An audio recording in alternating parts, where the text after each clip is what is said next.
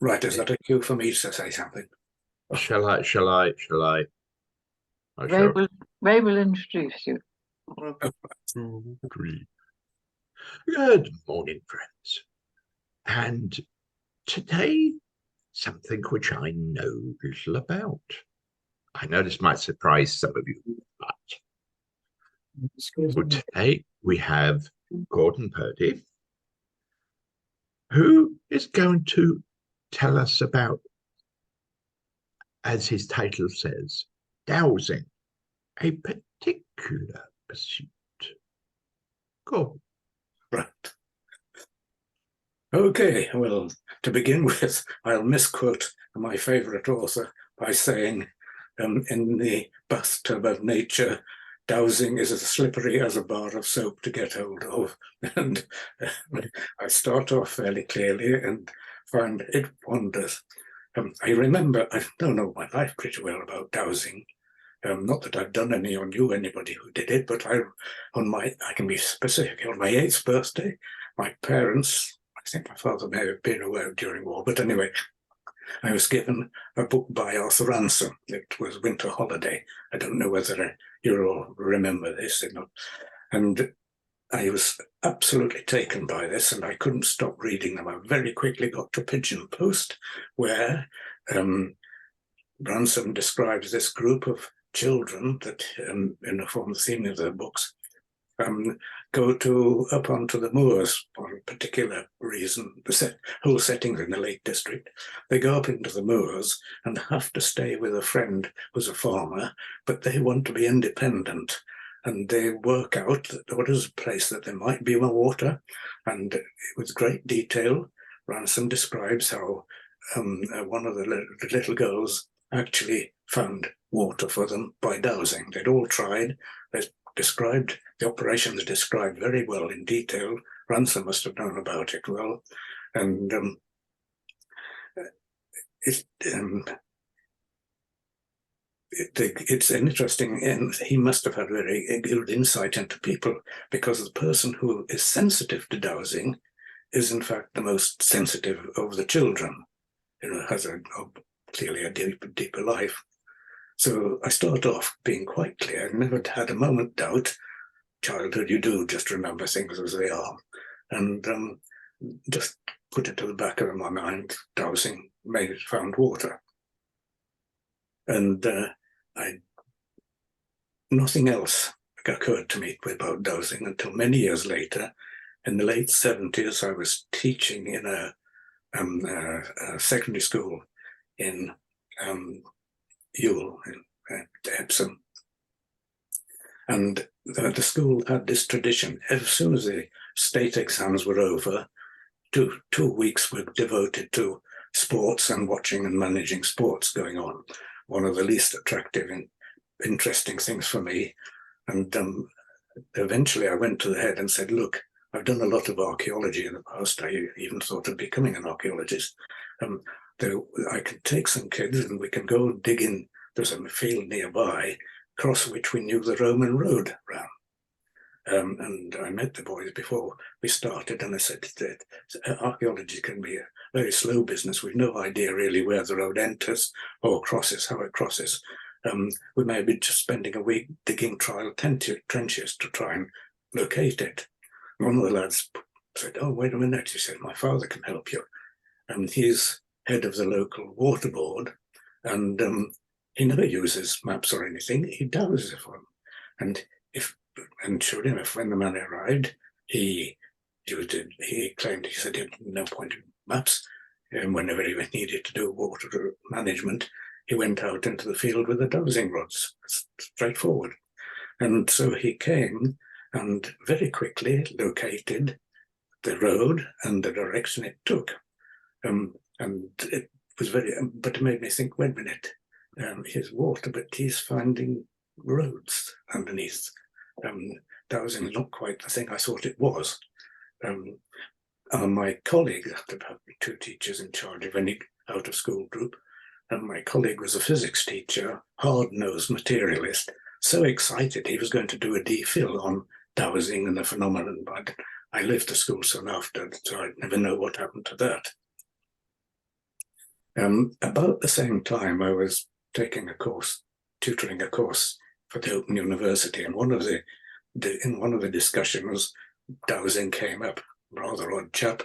I don't know why it did, but he said he'd recently been dowsing out. He'd gone to stone circles in the country, and he'd found out that if he dowsed with his rod one way around the stone circles, in and out of the stones, perfectly clear. The other way, he always got a headache. I mean, now dowsing's becoming very, very strange.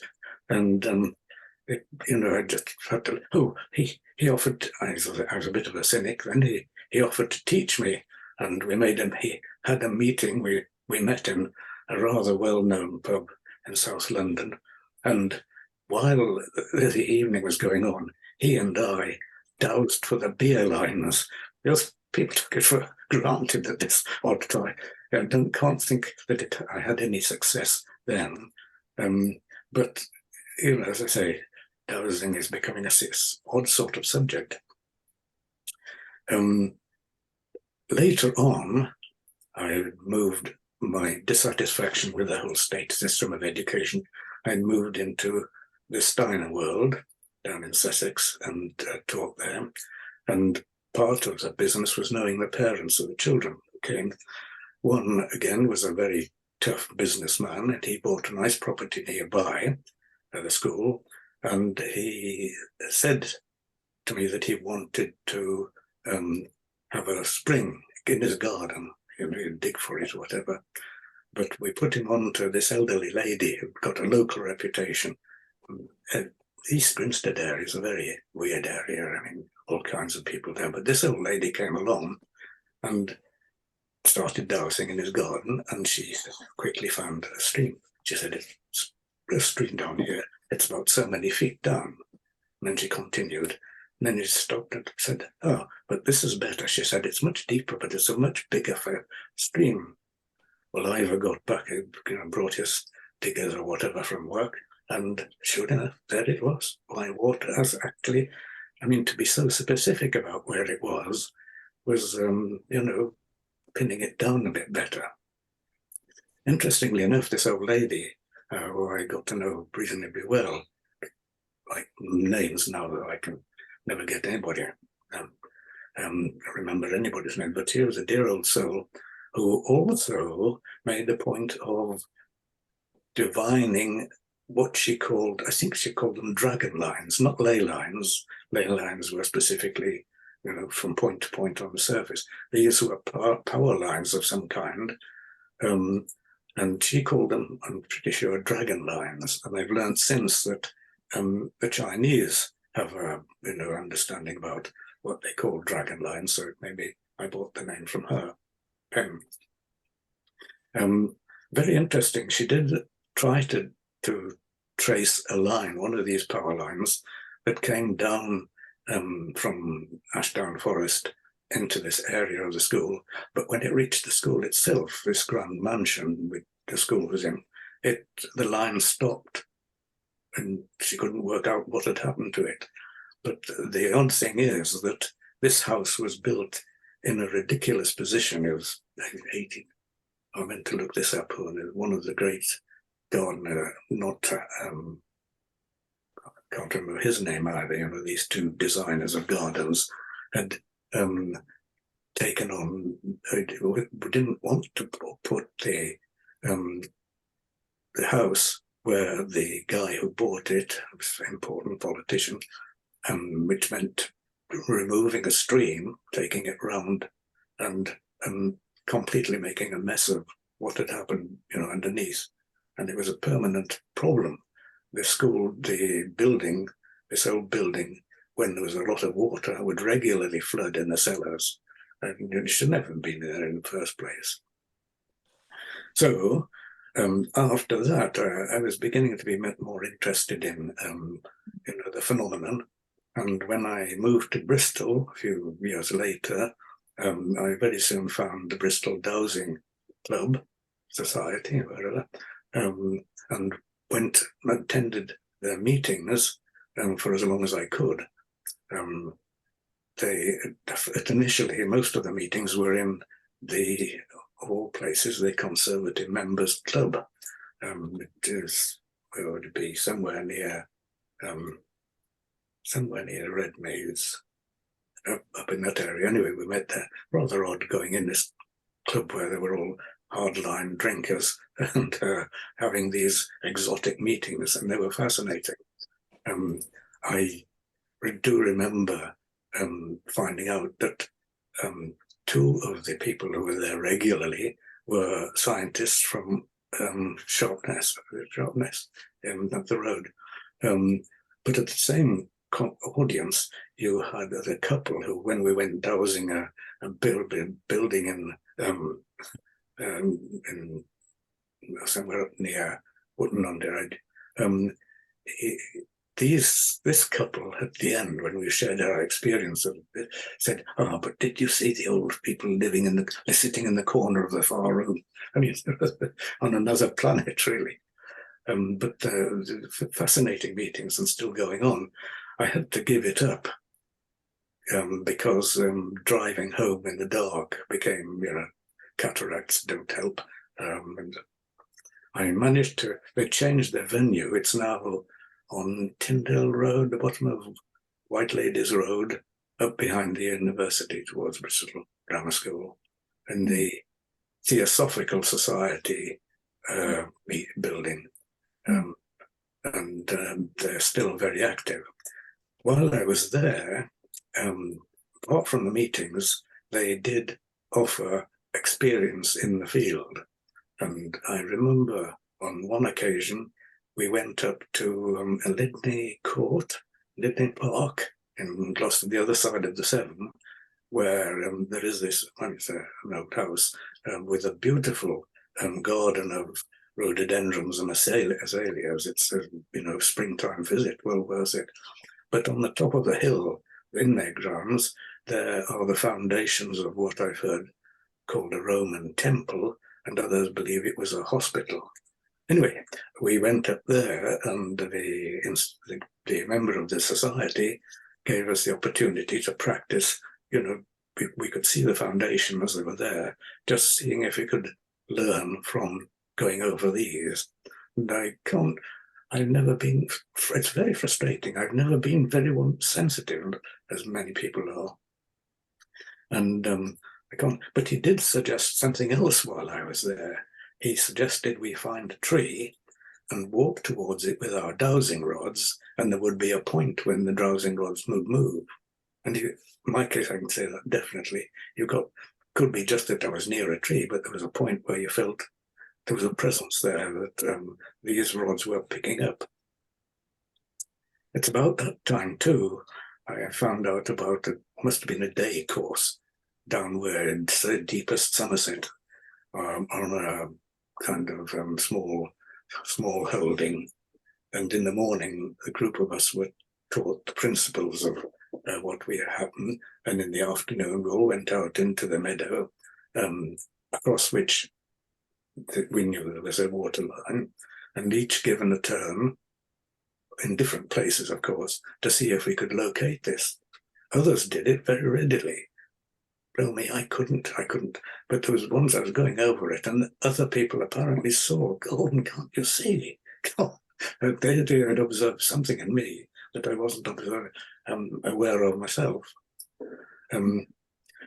While I was there, I learnt about another aspect of dowsing, playing for dowsing, and that was that houses, property, had an atmosphere. And if this was a poor atmosphere, it could be remedied by first dowsing for it and identifying what the problem was.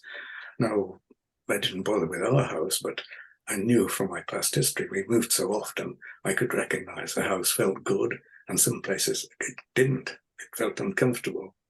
And there were distinct places too.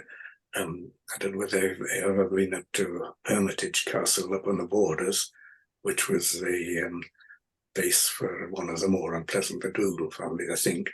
And I found that really creepy. And there was another castle I went to visit when I traveling in Hungary, And that was positively evil for me. I couldn't get out quick enough. Really hostile. You felt a lot of bad things had gone on. And something similar happened when I was looking for a flat. I was moving in East Grinstead, and there was this flat attached to a house, and I went there, and the old man showed me over and went in to talk to his wife, and the whole place felt utterly, utterly disgusting. I just wanted nothing to do with it, and I left it. And I wouldn't know what to have done about it.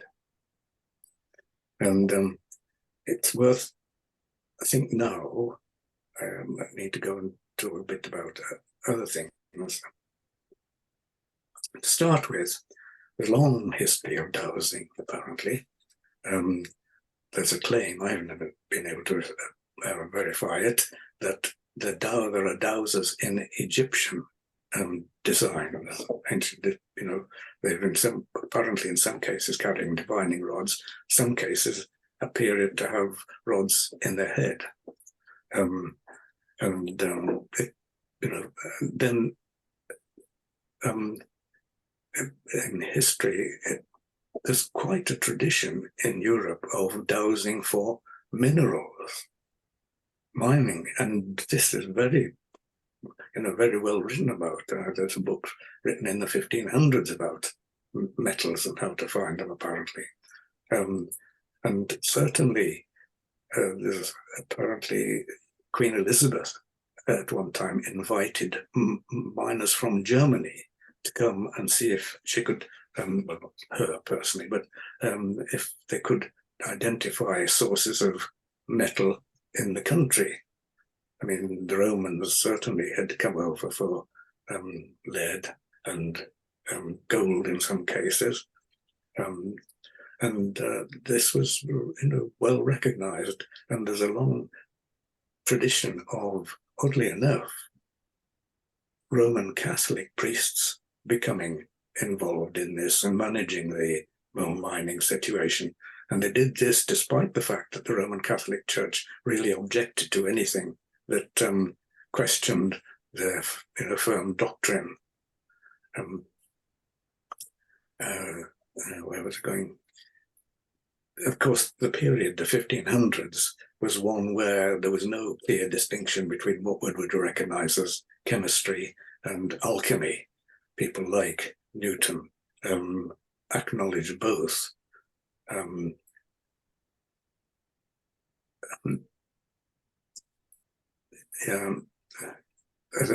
course, it was a time of big change too. I mean, people like Francis Bacon were pushing to have a new look at the world. The traditional ways of seeing what the world was weren't adequate. There's a search for certainty and truth. But somehow this tradition of mining for metals goes on, and there are people, right into the last century, people who were distinguished for it. And again, something I haven't been able to verify, but apparently in Russia it is accepted, and it has, it's a movement that is actually supported by the government. We don't hear about this. There's something embarrassing about dowsing in its effect. It's almost as though, people who practice it are a bit shy of being mocked. Yes, there was my old college. There was a very famous occasion where two of the dons, argued over this, and there was a bet placed that the supporter of the dowsing theory could identify the water that ran under the second quad, and the trouble was, when they did this, we found out that a lot had gone on in the second pod, and that it was impossible to identify anything specific. It's perhaps as well to look at dowsing from, you've got the through end, if you like, water, and clearly history minerals. What they've got in what water and minerals have in common is difficult to identify. So you can see two sorts of things in dowsing. There's dowsing, field dowsing, which is where you are in the place where you're looking for something, where the water, whatever it is, disturbances under the ground are. And there is remote dowsing, where in some cases you're using maps to identify places, and even other matters. It's a very extensive world, but this end of it is rather difficult to get hold of. I should also have pointed out that there are two different kinds of dowsing weapons. One is, of course, the dowsing rods, and there are a variety of those, depending very much on the person who is being a dowser. And there is pendulum dowsing, where you have a string with a weight on the end, and it does things when you ask questions of it. Again, it's a bit difficult to accept. So I'm just looking to see if I have anything I want to. Well, I could say something. Of course, there's in China you've got this practice of feng shui, wind, water, which establishes a background for putting the way buildings are sited and face. And clearly some places are not as good as others. I think that's probably all I can say. I just hope it hasn't been too rushed. And if you wanted, the Bristol Dowsing Society is there every month, once a month, that you can attend. Free coffee and biscuits, or it was in my day. And they do now, when I last looked at their website, they seem to be a program of dowsing lessons you can engage in, which were I younger and fitter, I'd be only too pleased to do. But life is, the boundaries are creeping closer and closer all the time. The awful thing is that the only way you can get beyond them is through the internet, and that's not happy about at all. Anyway, that's what I have to offer. I don't know whether it has evoked any interest. I'd like to think it has. Well, that has given us quite a few things to think about, Gordon. Thank you very much. A lot that I didn't know. Also, I've heard about the pendulum and stuff like that, but yes. I may just add something there. I think it is really vital that it's accepted and people are taught about it. This seems, you see, I have in the past wondered, being archaeologist, what happened when people were just wandering around in small groups. How did they find water? How did they find the right bits of food that they could eat?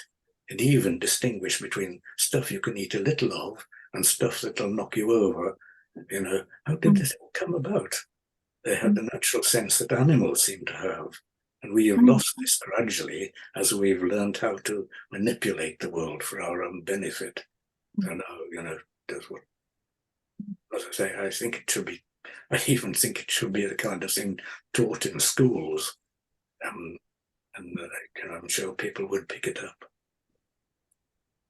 It makes me think about having an understanding of gravity, because children ought to know why it is that we are currently walking on the ground and not flying off into space.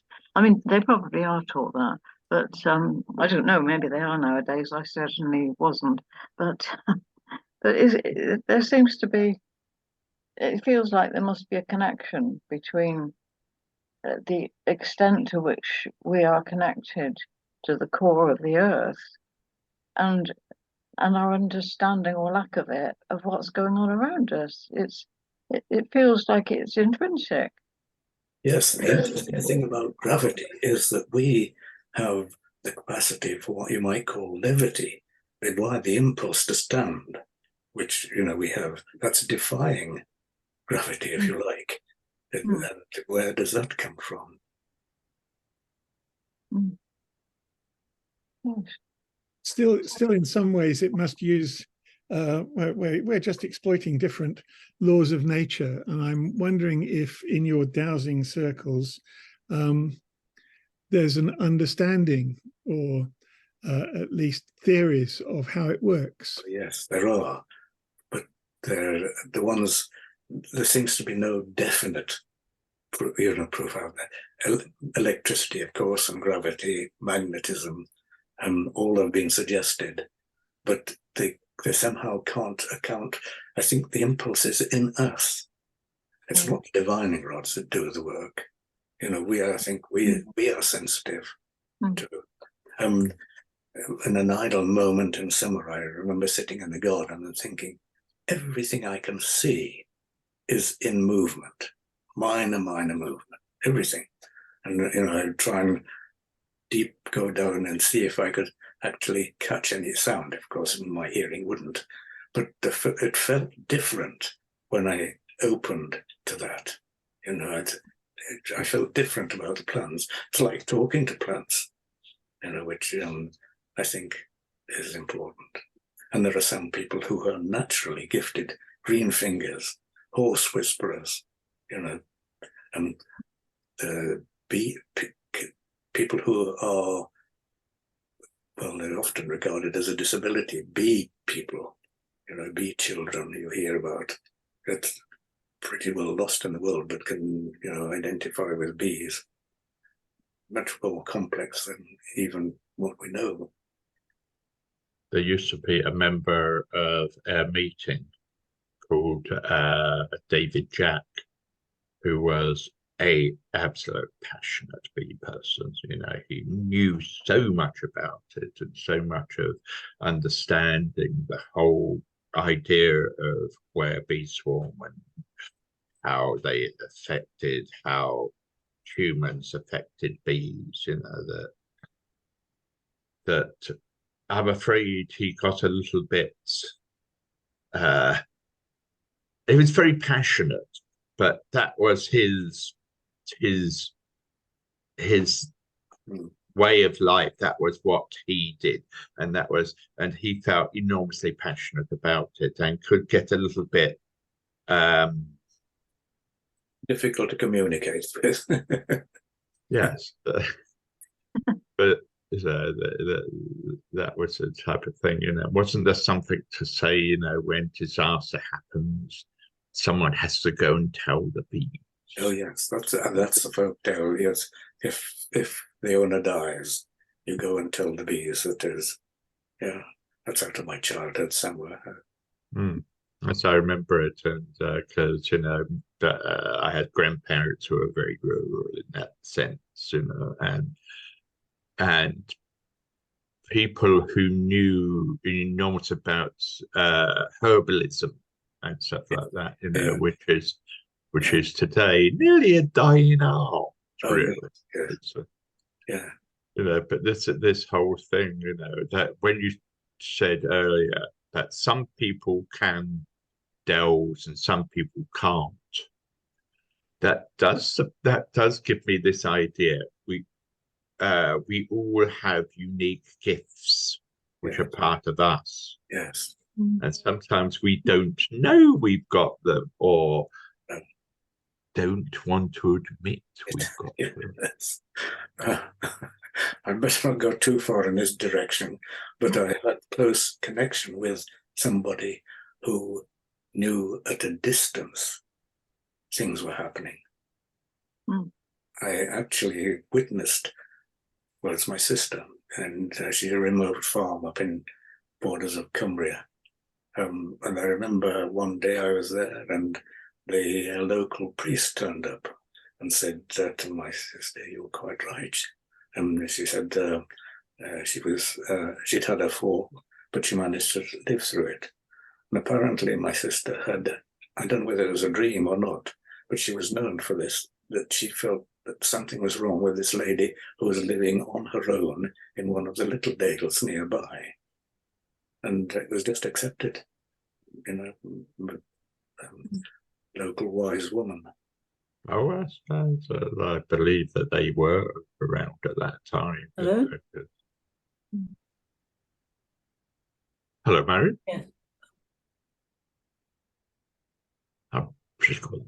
She's gone. she's muted herself. She's on a call. Oh, So, right, okay.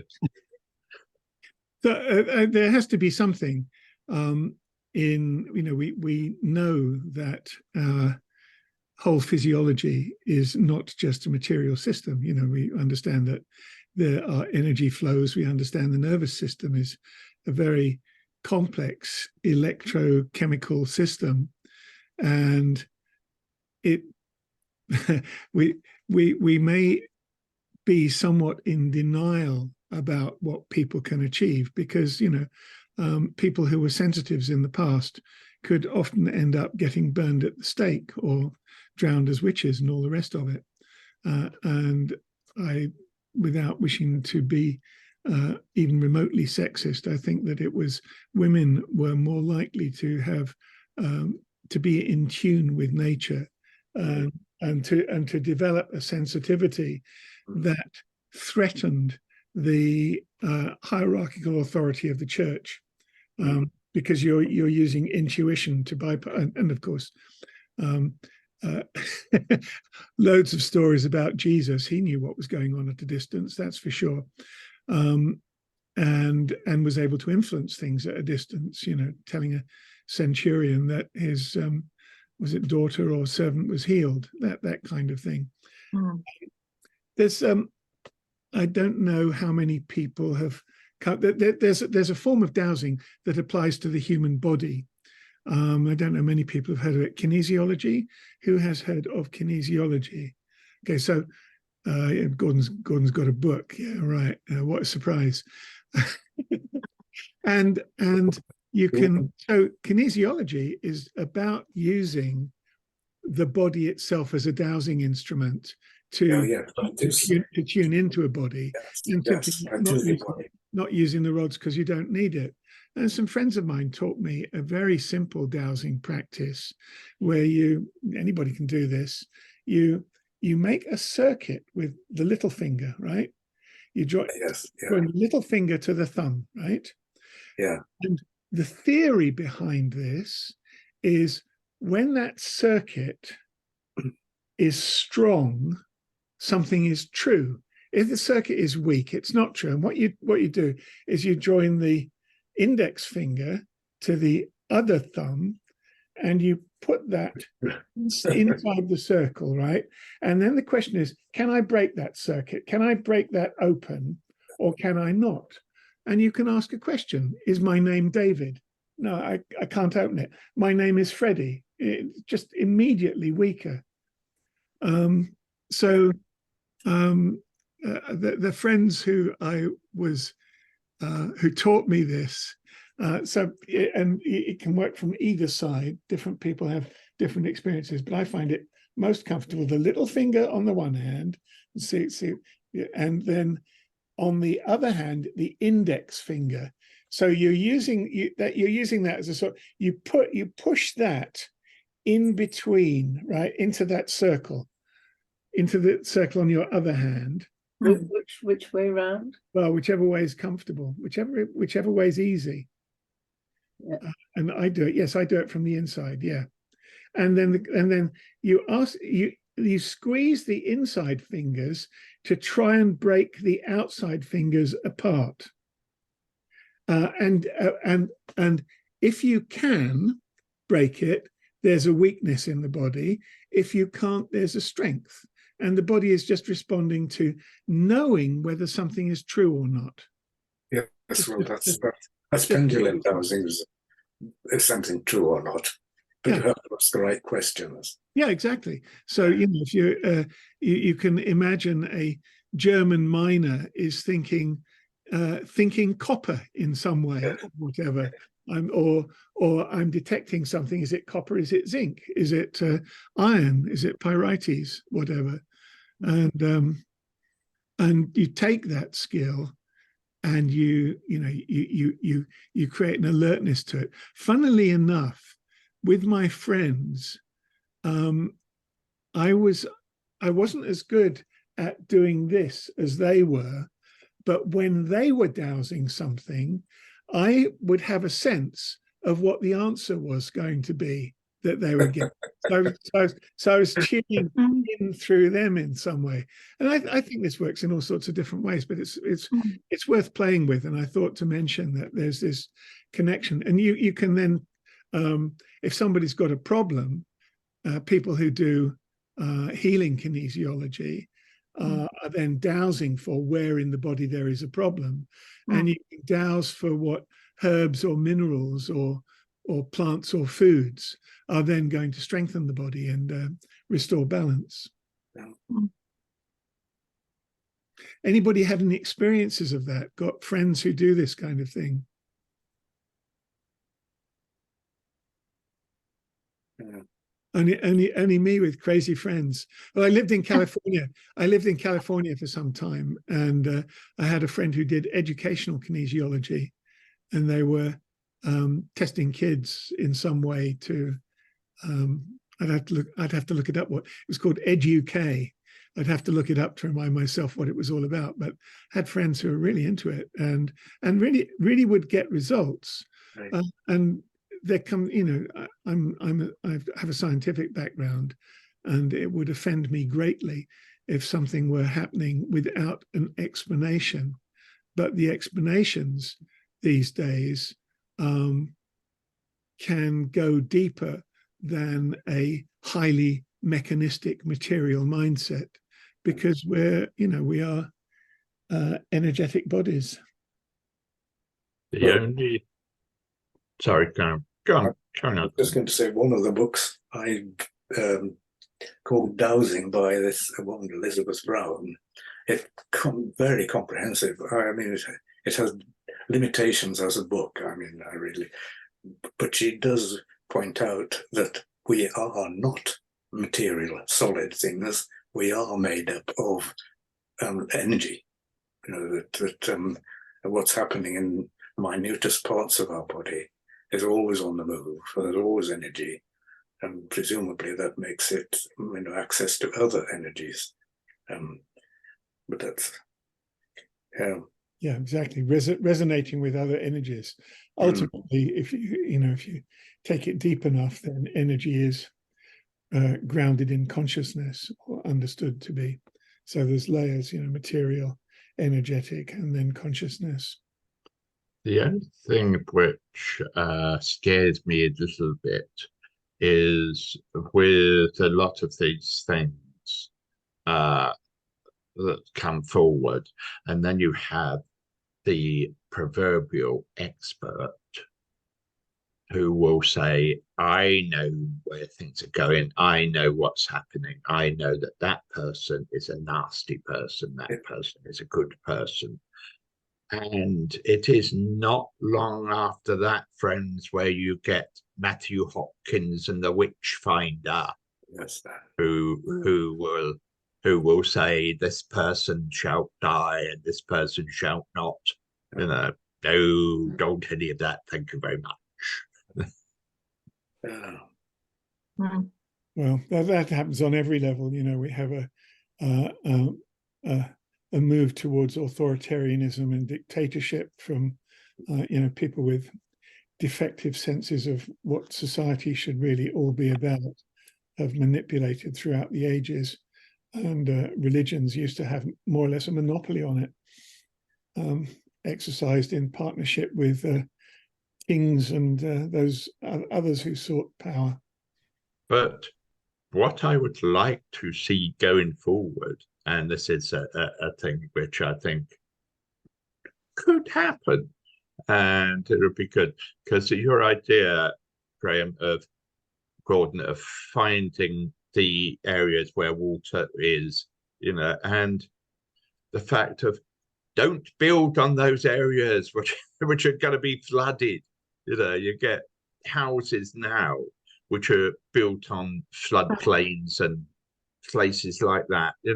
Surely this idea of there is water nearby, we should build kind of over there, and not build there where you're going to get your cellars flooded and things like that. I think that might, to me, sounds a pretty good idea. Yeah, I just reflecting. Without water, we can't live. You're talking about a divining rod. The divine, so it's something searching for the divine. I don't know that etymology would support that, but in a sense, we need water. We need air, we need water, and we need food. So you could, and my background is literature, just read The Tempest, just read what, some of the things that Shakespeare was saying back in the day are actually quite prophetic. So this is just random muses.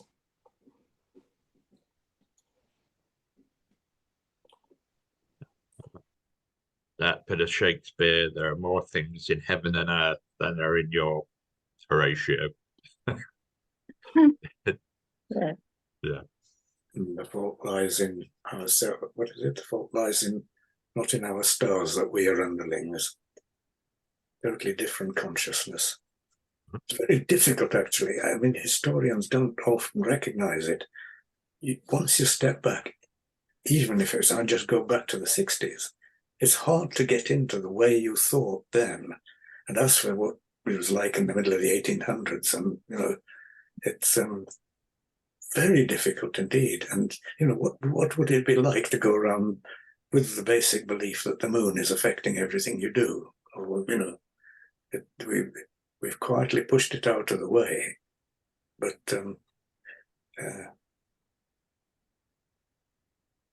takes the pressure off the moon. And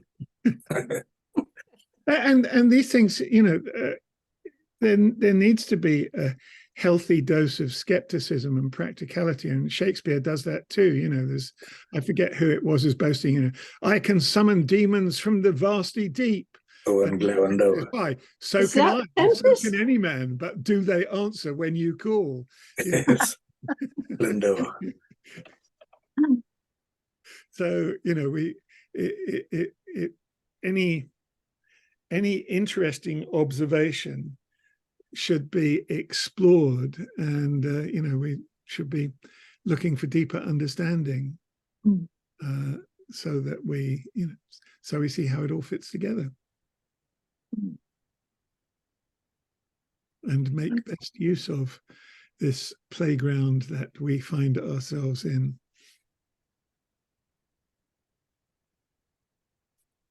I don't know if you remember that. You would know this, David, also because you're kind of into the esoteric and stuff like that. Is that the Russian thing about listening, which I remember reading in the 70s, and it was kind of where they would have these people with the mindset that they could speak to people on the other side of Russia, by mind rather than by actual physical means, which I read about, and then it disappeared from the scene. Kind of 70s. It was that type of thing, where kind of hippies like myself and quite a few others believed that we had vibrations which went out from us. They were all part of us. We were part of this. We vibrated to different people to different times. And when we were angry, we'd vibrate anger. When we were love, we'd vibrate love, and that type of thing, And I think that is part of us, but it's something which has been left kind of way over there these days. Well, not so sure. Well, if you could tune into somebody on the other side of Russia, certainly save a lot on phone bills. And there's a lovely story of Einstein explaining the wireless telegraph to someone. And he says that the telegraph has, you have a wire. Imagine the telegraph is like a cat that has its tail in Los Angeles and its mouth in New York. And you rub the tail in Los Angeles and it meows in New York. So that's the telegraph. He said, the wireless telegraph is exactly the same, but there is no cat. And that's Einstein. But these days, there's a man called Jeffrey Mishlove, who was the first person to get a degree in parapsychology from the only university that you would imagine would ever grant a PhD. This is a PhD, and that was University of California at Berkeley. That would not surprise anybody. Angela nods here. Yes, that figures. And Mishlove is sort of, he runs an internet channel. It used to be a radio show called New Thinking Aloud. And he interviews lots and lots of people about lots of interesting things. In fact, he's now sort of founding director of the Bigelow Institute for the Study of Consciousness, which is kind of interesting. But he interviews a man called Stefan Schwartz, who was in the Navy at a very high level, and he was worried about nuclear war and things like that, and who started investigating and I thought you were going to mention this, Ray. The Russians have something which we call remote sensing. That's what I was talking about. Yeah. Which is where there was there's a wonderful film called Men Who Stare at Goats, also a book about the start of this, which was in the headquarters of NATO in Europe. One day, all the computers break down, right? And everybody thinks that it was this guy who's got, particularly sort of special kind of mind, and he's called in front of the general and he's quaking. And the general says, did you crash those computers? And he sort of said, well, I'm ever so sorry, but yes, it was me. And the guy goes, far out, right? And this general, whose name is Stubblebine, immediately puts this man on studying remote sensing. And there's a whole story of this in Men Who Stare at Goats, but bringing it bang up to date, Jeffrey Mishlove interviews this guy called Stefan Schwartz from the Navy, who decided to do remote sensing in a very scientific way. And he would have panels of people and he would get them to visualize something. He would take them through a script, like you're somewhere, and what you're looking for is this. And he would analyze people's results statistically. So he wasn't relying on any one person getting things right, but he was relying on the group having what they call non-local consciousness, is what they describe as the mechanism behind it. And he first of all used it for archaeological research and discovered Caesar's palace, Cleopatra's palace, and the library at Alexander to within inches buried under the sands in the Nile Delta, which this was quite recent, and nobody had ever managed to do anything like it. And he started to use this to predict the future. He was asking people what life was like in 2050. And his first question was, has there been a nuclear war? Because that's what the Navy were worried about. And they said, oh, no. And he said, oh, great. Then the world's peaceful then. And they said, oh, no, not at all. He said, what do you mean? And they said, well, terrorism. I mean, what do you mean by that? The only place where there was terrorism at the time was Northern Ireland, right? And so what was interesting in trying to figure out what the world was going to be like in 2050, he came up with a number of things that have already happened by then, which test the methodology. And another one being pandemics. This was before AIDS. And so they were predicting global pandemics. And, you know, exactly what Ray was saying earlier, by 2050, according to this research, we will have moved away from our coastal areas because they will already be underwater because the Greenland ice cap will already have melted. It's not something in the next century. It's something that happens rather sooner than that. So there's going to be cataclysmic challenges to mankind. But his point is by 2050, global warming and other major problems are largely solved, but we're living differently. So, you know, an insight, I'll actually, having said all this, I'll put a link in the description to the video to Stefan Schwartz's interview with, with Mishlove, because it's fascinating, and it builds exactly on what you've been talking about, Gordon. You know, the ability to sense into energies, not just below the ground, not just water, but use the body to tune in different ways to other things on the planet. Ray's got something. Sorry, I'll stop. No, I was just going to ask Gordon a question, in the sense that we know of these people of the past who did those type of things, but because we are so conscious of not wishing to be, I suppose that the word is, weird among her friends, do you think, you know, there's still a lot of people who have these gifts who are just not acknowledging them because it would make them stand out? Yes, well, that's why I think it should even be a matter for schools. You know, young people who are themselves going through sensitive changes, and it might help. But I think a lot of the trouble, what is obviously trouble at the moment, the terrorism that is going on now, I think this whole thing is, underlying all this is our awareness that the world will change physically in the not too distant future. And I think people are, you know, unsettled by this idea, and so we get fighting, you know, people fighting each other for nothing. Yeah. Accident. The American interest, I think, is derived from the fact that the Russians had already given a great deal of support to this, to that world dowsing and its related fields. They accepted it, and they're working with it. And I think that you know, when the Americans heard about this, they decided they needed to do something too. Yeah.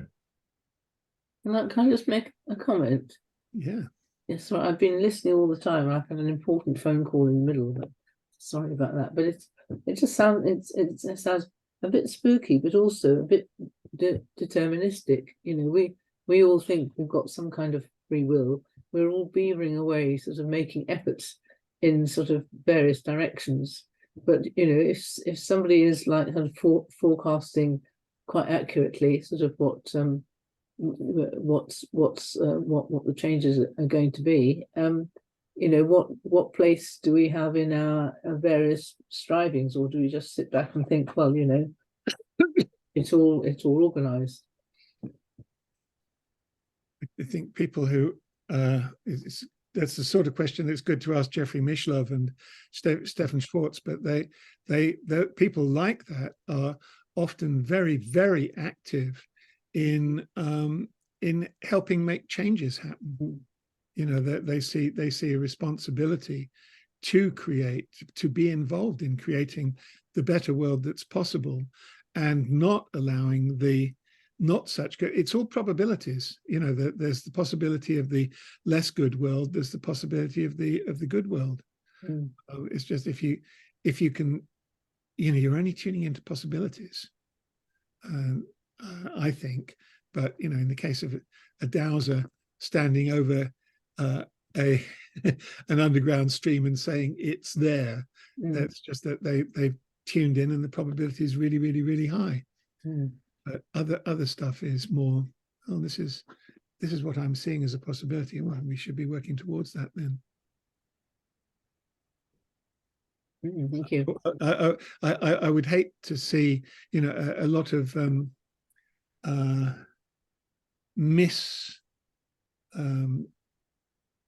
criticism of some of the people who believe in karma, as it were, or who have religions that we pick up on superficially and pick up on a teeny bit of it and then say, well, that's silly, which is a standard criticism, to pick on some small point about someone and use that to destroy them. But people who believe in karma, that something's inevitable, at a higher level, it's a matter of, okay, well, you know, let's do what I need to do to tackle the weaknesses that would make that, and let's work off the karma.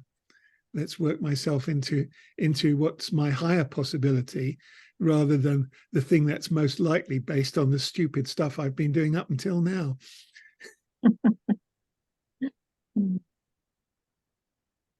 I'm going to have to leave a couple of minutes early because I've got another Zoom at 12 that I need to log into, but thank you very much. It's very interesting. Thank you, Marion. Enjoy your other Zoom. Yeah. Well, there's a lot to be seen. You know, the books on dowsing, the one I mentioned, but also there's a guy called, where is he named? Hamish Miller, who has written books on dowsing and what he calls geomancy, you know, in study of the earth. There's YouTube of him as well, so you can pick it up. If you can give me a few links, I will put them in the description to the recording. Right. Now you're asking an incompetent, that's my word, giving anybody anything. I'm trying to learn how, after years of avoiding it, I'm trying to learn how to handle an iPhone, and the number of people I've rung by mistake is getting embarrassing. So, but I can certainly say now, I'll try and let you know, but it's yeah, the names as they I'll try and find some way of getting something out there. We'll have a look. Find websites. I've been starved of, I don't want to go into it too much, but we lost any contact with the outside world when we decided to change providers. The provider who was stopped, and the guys, the other lot came in, the store himself, drew speed. So we got in touch with them. They came and faffed around the next day and said, oh, sorry, we can't do it. Why not? Well, the Virgin had dug their cable on top of theirs and had ruined it at one point. So there's a whole side of street that can't be. The astonishing thing was when I rang them, or when my wife rang them, I didn't know what we were talking about. And when she said, well, how long could it be before you put it right? 4 or 5 weeks. So much for the world of putting trust in false gods. Well, on one hand, you're talking about fiber broadband. On the other side, on the other hand, you're talking about digging up streets. So the world of higher intelligence and the digital age of the future has a very real interface with shovels and boots. Yes. Well, when the first lot came round, they dug the thing and it went away. 2 weeks later, the other lot came round and dug exactly the same thing. Oh, yeah. It's appalling. Councils have done this forever. Some cities actually have service tunnels on roads, and it's as simple as just going along the service tunnel and laying a new cable. You would think we would have learned that. Yeah. The Zoom, which we are under the moment, has done some updates on my thingy, and now if I look at the bottom bit, where all the, it says status queen and all that lot. I have one which says AI companion. Yeah, Whatever is that?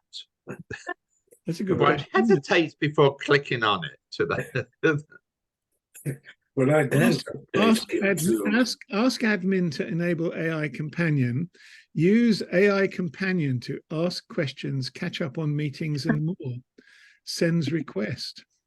There's a button saying send request, so I've sent request. Nothing has appeared on my screen. Don't see. No AI companion has appeared. Well, It doesn't like you. It doesn't like you, David. Well, no, but it's definitely coming. There is no question that AI is. Our phones will have AI companions, and the people who are developing general purpose AI are confidently saying that we will have world-class education. Well, and with Gordon's new phone, maybe he could benefit from a companion. real life. I can only take in one lesson at a time. Well, Right. on your iPhone, you have Siri, which I think we can confidently predict Apple will be upgrading to become, more and more of a intelligent companion. So we won't have to dowse for things in the future. Our smartphones will do it for us. Yeah, well, that's another issue we should talk about, the damage done by kids plugging into, face-to-face is a thing of the past for many. Yeah. It's why I like Quaker meetings, because you become face-to-face with no additional thing to get in the way. Yeah. Well, I think we will find that this technology is a stepping stone to having a more awake population that's more connected with nature, actually. But we have a little bit of roughness to still get through, because we've got this capitalist society that believes in extracting wealth, and it's very materialistic and not at all spiritual. Right. Well, friends, any more questions or comments for Gordon? Well, just the thought that this kind of talk is a bulwark against excessive materialism and a doorway into a more tuned-in future. Well, I hope so. Yeah. Yes. Thank you. Okay. Right. Next week, dear friends, something, as I say, tell your meeting, tell your friends, tell your granny, is Chris Wilmot, who will be posing the question, Guy Fawkes, was he framed? Sounds interesting. Great. Okay. Very Great. good. Look forward to that. Okay. Bye, everyone. Yeah, bye. Thank you. All right, bye. Thank you, Gordon. That was really great. So it's very, very interesting. Yeah, thank you. Thank you.